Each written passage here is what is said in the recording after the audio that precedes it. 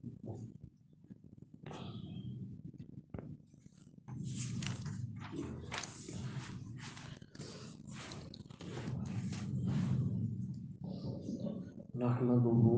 ونصلي ونسلم على رسوله الكريم.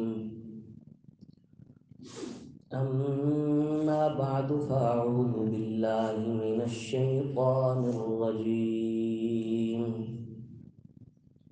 بسم الله الرحمن الرحيم. إن الذين يغضون أصواتهم عند رسول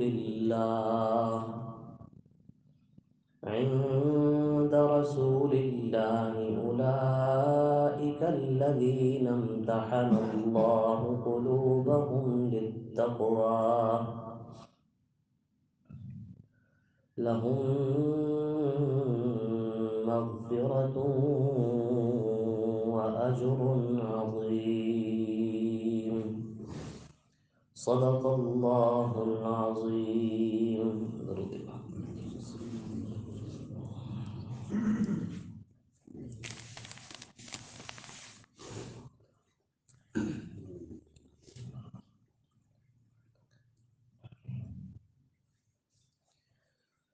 سورۃ الحجرات میں ذکر کردہ دوسرا قانون نبی اکرم صلی اللہ علیہ وسلم کی مجلس کے ادب کے متعلق ہے کہ نبی کی محفل میں بیٹھنے والوں کو انتہا درجہ محتاط رہنا چاہیے. نبی کے سامنے بلند آواز سے بات کرنا اتنا خطرناک پہلو ہے کہ اس سے کفر تک پہنچنے اور تمام اعمال کے برباد ہونے کا خطرہ ہے. یہی ادب استاد کی محفل کا بھی ہے، پیر و مرشد کی محفل کا بھی ہے، اور بہت زیادہ تعظیم کے لائق والدین کی محفل کا بھی ہے. ماں باپ کے سامنے بھی انتہا درجے کے ادب سے آہستہ آواز میں گفتگو کرنی چاہیے. قرآن مجید پارہ نمبر 15 سورہ بنی اسرائیل رکوع نمبر 3 میں ارشاد فرماتا ہے وَلَا تَقُلْ لَهُمَا اُفٍّ. اپنے ماں باپ سے کلمہ اف تک نہ کہو. مفسرین نے اس کی علت یہ لکھی ہے کہ والدین آپ سے کوئی کام کہیں، کوئی بات کہیں، آپ آگے سے ناگواری کا اظہار کریں. اف، روز مجھے ہی یہ کہتے ہیں، میرے سر ہی یہ مصیبت ڈالتے ہیں. تو یہ کلمہ کہنے سے انہیں تکلیف ہوتی ہے، ان کے دل کو چوٹ لگتی ہے. کوئی محبوب محب سے ایسا ویسا کلمہ کہے، اس کے دل پہ جو چوٹ لگتی ہے اس سے کئی گنا زیادہ ماں باپ کے دل پہ چوٹ لگتی ہے جب اولاد ان کے سامنے ایسی ویسی بات کہے، ان کی بات کو رد کرے یا انہیں ایسا جملہ کہے تو والدین کا دل اندر تک زخمی ہو جاتا ہے، اور والدین کے دل کو زخمی کرنے والا کبھی بھی کامیاب نہیں ہو سکتا. تو ماں باپ کے سامنے اونچا بولنے سے بھی انہیں چونکہ تکلیف ہوتی ہے تو اس تکلیف سے بچنا واجب ہے. ویسے بھی انسان کو اپنی زندگی میں اصول بنانا چاہیے کہ آہستہ آواز میں گفتگو کرے، آرام سے نرم لہجے میں پست آواز کے ساتھ گفتگو کرے. حکیم لقمان گزرے ہیں، یوں تو حکیموں کی کمی نہیں ہے، دوائیوں والے حکیم بھی بے شمار ہیں، اور نام نہاد حکمت بھری باتیں کرنے والے بھی بے شمار ہیں، لیکن یہ وہ شخصیت ہے جس کو قرآن مجید نے تسلیم کیا ہے اور ایک پوری صورت اس کے نام کی نازل کی ہے۔ بعض مفسرین تو انہیں نبی بھی لکھتے ہیں، لیکن اکثر یہی کہتے ہیں کہ نبی نہ تھے لیکن انتہا درجے کے دانا شخص تھے۔ انہوں نے اپنے بیٹے کو کچھ نصیحتیں کی ہیں۔ ان نصیحتوں میں سے جو آخری نصیحت ہے نا وہ یہ ہے وَغْضُضْ مِن صَوْتِكَ، اے میرے بیٹے اپنی آواز کو آہستہ رکھ۔ بس اوقات ہم بلند آواز میں بات کرنے کو، غصہ دکھانے کو، گلا پھاڑ پھاڑ کے گفتگو کرنے کو اپنی شان سمجھتے ہیں کہ لوگ کہیں گے یہ بڑا بہادر ہے جی، اس کا بڑا رعب ہے، لوگ اس سے ڈرتے ہیں۔ یقین جانیے لوگ اندر سے اسے دھر دھر کر رہے ہوتے ہیں۔ یہ کیسا بدتمیز انسان ہے، اسے گفتگو کرنے کا سلیقہ ہی نہیں آتا، یہ کتنا زور لگا رہا ہے۔ تو حکیم لقمان کہتے ہیں وَغْضُضْ مِن صَوْتِكَ، اے میرے بیٹے ہمیشہ اپنی آواز کو پست رکھیے، شائستہ لہجے میں، نرم گفتگو، نرم الفاظ، مناسب الفاظ کا انتخاب، یہ ایک مہذب شخص کی نشانی ہے۔ پھر فرمایا اِنَّ أَنْكَرَ الْأَصْوَاتِ لَصَوْتُ الْحَمِيرِ، اونچی آواز نکالنا یہ کون سا کمال ہے؟ اونچی آواز نکالنا اگر کمال ہوتا تو گدھا سب سے بڑا صاحب کمال ہوتا۔ حالانکہ سب کہتے ہیں کہ سب سے بری آواز گدھے کی ہے، ان انکر الاصوات لصوت الحمیر، سب سے بری آواز، سب سے عجیب و غریب آواز گدھے کی آواز ہے۔ وہ اتنا زور لگاتا ہے اور اتنا شور ڈالتا ہے، تو ہمیشہ پست آواز میں گفتگو کرنی چاہیے، بالخصوص کسی محفل میں بیٹھے ہوں تو اس کے آداب کا یہ تقاضا ہے۔ تو اللہ فرماتے ہیں ان الذین یغضون اصواتهم عند رسول اللہ، کہ وہ لوگ جو قرآنی حکم نازل ہونے کے بعد نبی کی محفل میں اپنی آوازوں کو پست کر چکے ہیں، اس طرح کل میں نے عرض کیا حضرت ابوبکر، حضرت عمر، دیگر صحابہ کرام انتہائی آہستہ بات کر رہے ہیں۔ تو اللہ کہتے ہیں کہ یہ وہ لوگ ہیں کہ میں رب عرشوں سے گواہی دے رہا ہوں کہ ان کے دل میں صرف میرا ڈر ہے، ان کے دل میں صرف میرا ڈر ہے۔ امتحن اللہ قلوبہم للتقوی، اللہ کہتے ہیں میں نے ان کے دلوں کو جانچا ہے، پڑتال کی ہے، امتحنا، ان کے دلوں کا امتحان لیا ہے، تو میں اللہ اس نتیجے پہ پہنچا ہوں التقوی، کہ ان کے دلوں کے اندر صرف اور صرف میرا ڈر موجود ہے۔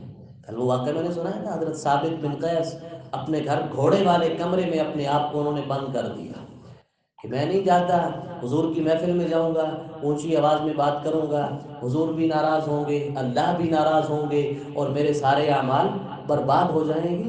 تو یہ تقوی ہی تھا نا، یہ خدا کا خوف ہی تھا نا، کہ چاہت کے باوجود نبی کی محفل کو چھوڑنے پہ آمادہ ہو گئے۔ تو اللہ کہتے ہیں امتحن اللہ قلوبہم، میں نے ان کے دلوں کو جانچ لیا، پرکھ لیا، للتقوی، تقوی کے لیے۔ انسان کی عمومی طور پہ ظاہری حالت کا اعتبار ہوتا ہے، میں آپ کے سامنے کلمہ پڑھ رہا ہوں، آپ میرے سامنے کلمہ پڑھ رہے ہیں، میں آپ کو مسلمان سمجھتا ہوں، آپ مجھے مسلمان سمجھتے ہیں، میرے دل میں کیا ہے آپ کو کوئی علم نہیں ہے، آپ کے دل میں کیا ہے مجھے کوئی علم نہیں ہے۔ ہم سب ظاہر کے مکلف ہیں، ہم کسی کے دل کی گواہی نہیں دے سکتے، لیکن یقین جانیے صحابہ کرام وہ مقدس شخصیات ہیں جن کے دل کی گواہیاں بھی میرے رب نے عرشوں پہ بیٹھ کے دی، اللہ نے گواہیاں دی ہیں۔ کون اللہ؟ علیم بذات الصدور، کون اللہ؟ یعلم السر واخفی، جو دل کے بھیدوں کو، دل میں پیدا ہو چکے رازوں کو بھی اور بعد میں پیدا ہونے والے رازوں کو بھی وہ جانتا ہے۔ وہ کہہ رہا ہے کہ میرے نبی کی محفل میں بیٹھنے والے، میرے نبی کی مجلس میں بیٹھنے والے، میرے نبی سے علم حاصل کرنے والے، میرے نبی سے بلا واسطہ قرآن سیکھنے والے، یہ وہ مقدس لوگ ہیں جن کے دل کے اندر صرف اور صرف میرا ڈر موجود ہے، میرے سوا کسی ذات کا ڈر ان کے دل میں موجود نہیں ہے۔ لا یخافون فی اللہ لومۃ لائم، بس انہیں خدا کی پرواہ ہے اور مصطفیٰ کی پرواہ ہے، جگ کیا کہتا ہے، زمانہ کیا کہتا ہے، انہیں اس بات سے کوئی غرض نہیں ہے۔ سارا زمانہ کہہ رہا تھا یہ بے وقوف لوگ ہیں، باپ بیٹے کے سامنے تلوار اٹھا کے بدر کے میدان میں کھڑا ہے، ماموں بھانجے کے سامنے، بھائی دوسرے بھائی کے سامنے، یہ ایک دوسرے خون کے رشتہ داروں کے خون کے پیاسے ہو چکے ہیں۔ یہ تو بے وقوف لوگ ہیں، لیکن قرآن کہتا ہے کہ انہوں نے صرف اس وجہ سے کیا کہ ان کے دل میں اللہ اور اس کے رسول کی محبت موجود تھی، خوف خدا موجود تھا، اور تقوی کے لباس سے انہوں نے اپنے آپ کو آراستہ کیا ہوا تھا۔ تو صحابہ کرام کی تقوی کی گواہی، ان کی پرہیزگاری کی گواہی اور ان کی صاف دلی کی گواہی رب کا قرآن دیتا ہے۔ صرف یہی نہیں بلکہ قرآن مقدس سورۃ اللیل میں ارشاد فرماتا ہے وَمَا لِأَحَدٍ عِندَهُ مِن نِعْمَةٍ تُجْزَىٰ إِلَّا ابْتِغَاءَ وَجْهِ رَبِّهِ الْأَعْلَىٰ، کہ میرے نبی کے یار جو کام کرتے ہیں ریاکاری مقصد نہیں ہوتی، شہرت کا حصول مقصد نہیں ہوتا، داد و تحسین کے ڈونگرے وصول کرنا مقصد نہیں ہوتا، ان کے پیش نظر صرف ایک چیز ہوتی ہے ابتغاء وجہ ربہ الاعلیٰ، کہ یہ اس بلند و برتر رب کی رضا کے حصول کے طلب کا ہے۔ اللہ نے کہا کہ جو ایسے لوگ ہیں نا، ان کو پھر میں بھی دنیا ہی میں خوشخبری دیتا ہوں، لہم مغفرۃ واجر عظیم، کہ ان لوگوں کے لیے میں نے بخشش کا اعلان کر دیا ہے، وَأَجْرٌ عَظِيمٌ، ان کے لیے بہت بڑا اجر میں نے تیار کر رکھا ہے۔ دو ہی چیزیں ہیں آخرت میں، گناہ معاف کر دیے جائیں اور اللہ کی طرف سے اجر و ثواب عطا کر دیے جائے۔ صحابہ سے اللہ نے دونوں چیزوں کا وعدہ کیا ہے۔ اس وجہ سے اہل سنت والجماعت کا عقیدہ ہے کہ صحابہ سے بہت کم گناہ ہوئے ہیں، لیکن ہوئے ہیں کیونکہ وہ معصوم نہیں تھے، معصوم صرف انبیاء کرام ہیں، لیکن وہ جو گناہ ہوئے ہیں وہ معاملہ تھا ان کا اور ان کے رب کا، رب نے ان کے مرنے سے پہلے ہی انہیں معاف کر دیا۔ تو میں اور آپ کون ہوتے ہیں؟ ان کی غلطیاں نکالنے والے، ان پہ تنقید کرنے والے، ان پہ تان و تشنیع کے نشتر برسانے والے۔ ہمیں یہ حق کس نے دیا ہے؟ ہمیں تو اپنی حیثیت دیکھنی چاہیے، ہماری حیثیت کیا ہے؟ صحابہ کرام پہ تنقید کسی بھی صورت، کسی بھی شخص کے لیے، کسی بھی حال میں، کسی بھی صورت میں جائز نہیں ہے۔ ایک اصولی سی بات یہ ہے کہ تنقید کے لیے برابری ضروری ہے۔ تنقید کے لیے کیا ضروری ہے؟ خدا کا برابر کوئی بھی نہیں نا، تو خدا پہ کوئی تنقید نہیں کر سکتا۔ خود قرآن کہتا ہے لا یسأل عما یفعل وہم یسألون، کہ اللہ سے کوئی نہیں پوچھ سکتا، خدا کے برابر کوئی نہیں، اس پہ تنقید کوئی نہیں کر سکتا۔ نبی کے برابر ہوتا ہے اور امتی نبی سے کمتر ہوتا ہے، تو نبی پہ تنقید کر سکتا ہے، اعتراض کر سکتا ہے، لیکن امتی نبی پہ اعتراض نہیں کر سکتا۔ حضرت موسیٰ نے حضرت ہارون پہ اعتراض نہیں کیا تھا کہ جب قوم شرک میں مبتلا ہوئی تو تو انہیں چھوڑ کے میرے پیچھے کوہ طور پہ کیوں نہیں آ گیا؟ نہ صرف اعتراض کیا بلکہ پکڑا، جھنجھوڑا۔ تو بھائی دونوں نبی ہیں، برابر ہیں، نبی ہونے میں ہم پلہ ہیں، نبوت دونوں کو ملی ہوئی ہے، تو وہ ایک دوسرے پہ اعتراض کر سکتے ہیں، لیکن امتی کو نبی پہ اعتراض کا حق حاصل نہیں ہے۔ اسی طرح صحابہ کرام آپس میں ہم پلہ ہیں، صحابی ہونے میں برابر ہیں، وہ ایک دوسرے پہ اعتراض کریں، ایک دوسرے سے لڑائی کریں، ایک دوسرے کا گریبان پکڑیں، وہ صحابی ہونے میں ہم پلہ ہیں، وہ کر سکتے ہیں، لیکن ہمارا مرتبہ ان سے کم ہے۔ کم کیا، بہت کم ہے۔ ساری امت مل کر بھی میرے نبی کے کسی سب سے کم مقام والے صحابی کے تلووں کی خاک کے برابر بھی نہیں ہو سکتی۔ حضرت عبداللہ ابن مبارک سے کسی نے پوچھا تھا نا کہ حضرت امیر معاویہ افضل ہیں یا عمر بن عبدالعزیز؟ انہوں نے کہا کہ حضرت معاویہ جب میدان جہاد میں جاتے نا، ان کا گھوڑا دوڑتا، مٹی اڑتی، گھوڑے کی ناک میں داخل ہوتی۔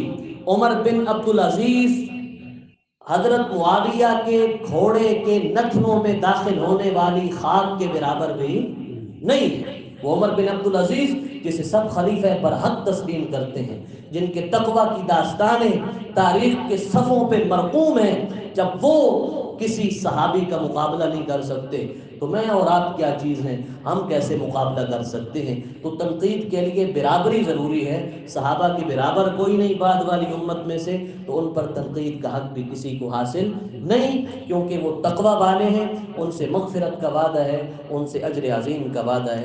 وما علینا الا البلاغ۔